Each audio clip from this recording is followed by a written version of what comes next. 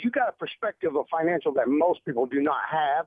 And I got a startup business, and I was wondering maybe if you could give me some of the principles that you would put in a business from the beginning that you look for later on when the business becomes a success. Absolutely. I would say the number one principle you have to be thinking about is patience.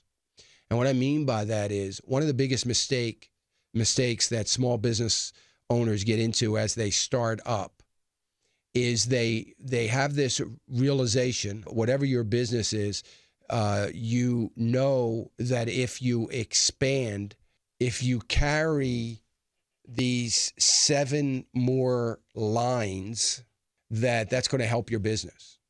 But it's going to cost you X amount of dollars to carry those 7 lines.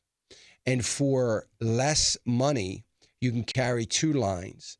And you might be able to carry the 2 lines without getting in any debt whatsoever, or taking on any kind of business loan or anything like that.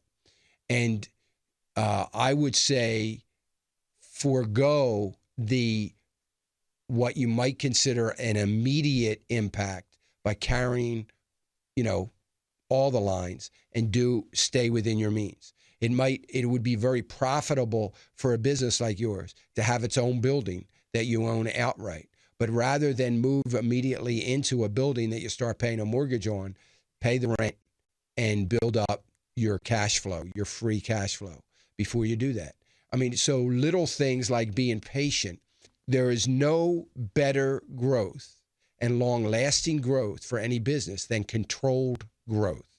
And the reason that so many small businesses fail, or one of the reasons, is that growth can be allowed to happen very quickly, and it becomes uncontrolled growth. You don't control the debt that it takes to have that growth, the use of your what we call free cash flow. Free cash flow is money that you have that is not assigned to debt or inventory or anything like that. It's free to just sit there until you need it. And you use all of that up by trying to move a little bit too quickly, and it gets to be uncontrolled growth. The other thing is, John, you're starting this business with a core values of yourself and what you believe is going to be successful for this business. And whatever that is, it is going to make or break the business. And if it makes the business that ideology and the core values, and I hope part of your core values is that it's a Christ-centered business. If it works and you start to get your head above water and start to make some money, the second biggest mistake everybody makes is they lose sight of what got them to where they are. And that's a huge, huge problem with small business in particular.